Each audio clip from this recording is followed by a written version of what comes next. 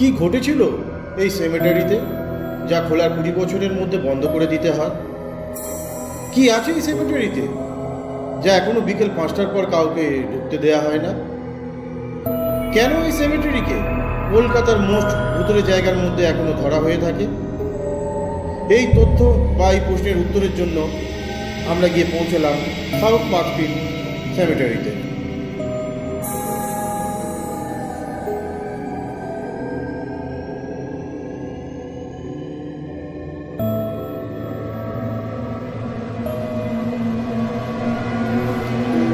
Welcome most ভুতুড়ে series episode number 1। সেমিনারিতে আমরা যখন ঢুকলাম একটা গা ছমছমে পরিবেশ ছিল বটে, তবে কিছু সোশ্যাল মাধ্যম এবং আগে যারা এসেছিল তাদের দ্বারা জানতে পারলাম তাদের সঙ্গে নাকি কিছু অদ্ভুত ব্যাপার সব ঘটেছিল। যেমন কেউ নাকি ঠিকমতো ছবি বা ভিডিও করতে পারেনি, কেউ ছবি তুলেছে আর এক হয়েছে আর এক, ইত্যাদি। দেখা যাক কী হয়।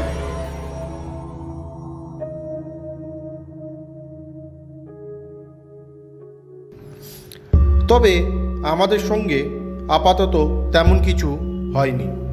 এখানে পৌঁছে যা বুঝলাম যে এই কবরখানাটি ইংরেজ আমলে তৈরি হয়েছিল ব্রিটিশ অফিসারদের কবর দেওয়ার জন্য। এখন যদিও খুবই কোলাহল, হয়তো শান্ত পরিবেশে একটু অন্য অনুভূতি হতেই পারে কারোর, তবে আমাদের মধ্যে এখনো কোনো নেগেটিভ ফিল হয়নি। পার্ক স্ট্রিট সেমেটারি ভূতেরা হওয়ার জন্যে একটি কবরের নাম খুবই গুরুত্বপূর্ণ, যেটির নাম হলো দ্য ড্যানিশন ফ্যামিলি। জানা যায় এক সপ্তাহের মধ্যে ড্যানিশন ফ্যামিলির 5 জন সদস্যের কোনো না কোনো কারণে মৃত্যু হয়ে যায়। পরিবারের সবাইকে একসাথে এখানে কবর দেওয়া হয়।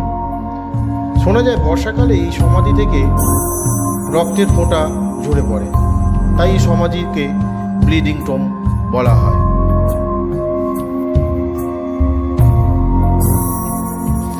আমরা পুরো সেমেটারিটা ঘুরে দেখলাম, তবে যা শুনেছিলাম বা যা কিছু ভৌতিক কথা জেনেছিলাম সেরকম কিছু দেখতে পেলাম না। তবে মনের মধ্যে একটা যে রহস্যের দানা বেঁধেছিল সেই রহস্যের বন্ধুরা পরবর্তী আরেকটি ভৌতিক সিরিজ নিয়ে আমি আসতে চলেছি। আমার ভিডিওটি যদি ভালো লাগে অবশ্যই লাইক এবং কমেন্ট করবেন।